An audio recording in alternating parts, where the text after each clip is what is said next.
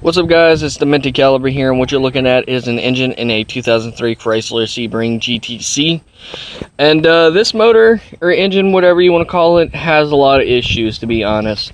It has a spun main bearing, and I think my mom and them ended up throwing a rod straight through the block, so that's not good. I got up underneath it, and it was caked in oil, so something happened. I don't know what it is. My grandfather is leaning more towards it slung a rod, and I am too, due to a bad main bearing. So there's that. But look at this fucking contraption, like this whole air setup. I've never seen anything like this. It is a 2.7 liter 24 valve dual overhead cam setup, so it's fucking odd. It's a V6 front wheel drive.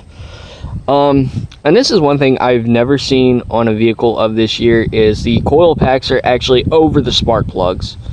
So it's got individual coil packs instead of like you would see on like a 2001 Durango or a vehicle that's older, where it has distribution block or distributor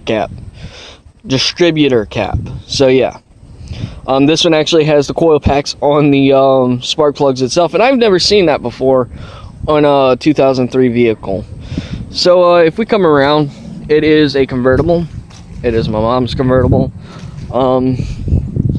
It has 113,801 miles, and yeah, that's no good, because that's very low mileage for a vehicle of this year, to be honest. I don't know if you can see that, but we have I think it's a 96 Camry and a 2001 Dodge Durango.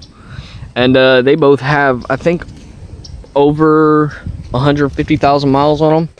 Or the Camry might be less, but I know the Durango has over 150,000 miles on it, which one of these days I'll make a video about that, because that one also has a spun main bearing. As much as I love Dodge and Chrysler and all that, their motors are absolute shit. Their motors, they fucking suck. They do not last whatsoever. Like that 2016 Ford F-150 Sport has the Coyote motor in it, and I absolutely love that motor. 5 liter, thing gets up and goes, I gotta say that. But yeah, as you can see, it's cram packed in here. And that's another thing I hated about like Chryslers and Dodges. Their engines, like their firewalls and their engine bay is just so cram packed. Like you can't move around. You literally have to take the vehicle apart just to work on the engine itself, especially when it comes to the 3 coil packs back here. So yeah, but I don't know, it's crazy. Surprisingly enough, though, they didn't cook all the oil out of it, because if you look here, it's still got some on the dipstick. So there's still a little bit of oil left in there. But for the most part, the motor or the engine is toast. It's probably going to be a hell of a price to replace this motor.